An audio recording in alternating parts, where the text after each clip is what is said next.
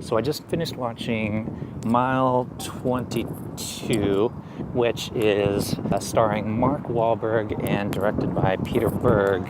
So I've decided to record this one walking down the road with my camera versus my usual animated reviews that I normally do. The film is obviously an attempt at creating a new action franchise in the sense that it's clearly open for a sequel. Mark Wahlberg plays your stereotypical action star who works for the IMF. Oh, no, sorry. He works for a company called Overwatch, government organization that does basically the same thing that you'll see in any Mission Impossible movie, except for he actually stays working for the government versus Mission Impossible where he gets kicked out of that thing or whatever it does. To the point of the film, it is directed by Peter Berg, and I didn't catch who wrote it, but you could name any typical film coming out of Hollywood that is made in this style. The film is a series of action sequences that are, of course, shot with the shaky camera, constantly moving around, which of course is why I'm recording the video like this and constantly moving the camera around. It also does the cut. It cuts every few seconds, especially during the fight sequences and action sequences.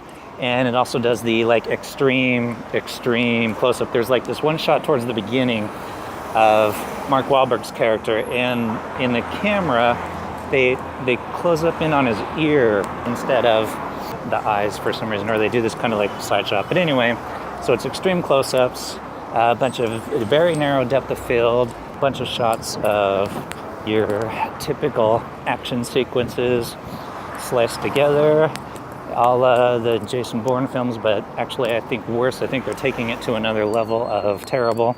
I didn't think I was going to like this film when I went in and watched it, but I stand corrected. I actually hate this film, mostly because of the way it's shot. The plot, if you care, is some agent for some South Asian country decides that he wants to defect, has some information that the Overwatch or the US government wants.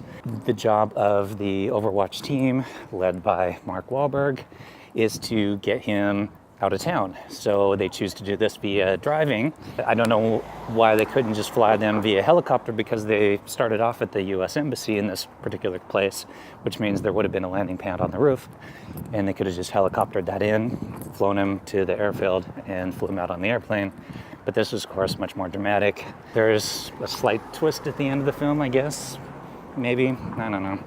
Mark Wahlberg clearly wants to be an action star. Unfortunately, though, this movie is not going to make him an action star.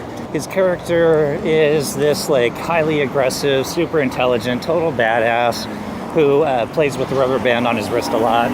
The film also features the girl from Walking Dead. She's all right in it. She seems to hate her job, bitches and complains about it all the time. Has a child she doesn't get to see, complains about it. For some reason does the job when she could just, quit if she wanted to. Action sequences, I think I already talked about the crappy action sequences. So Peter Berg in general I kind of like as a director. I have a feeling he kind of maybe took this one because he wants to be part of a franchise, which the studio clearly wants this film to be.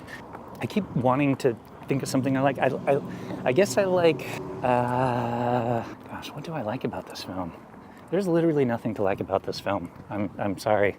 Okay, in the same way that I'm occasionally cutting away from my phone so that you don't vomit from all of the motion of me talking and walking into the phone at the same time and moving the camera around excessively, they do occasionally cut away for some stable shots, but they're rare, far few between, because this is an action film, which means, of course, most of what you see on screen is action, but not anything new about how they did it.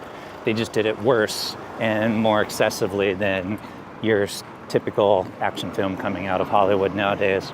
That's pretty much it. I don't really have much more to say on this, other than do not go watch this film. If you do watch this film, it might encourage them to make more films like it. Anyway, that's my review.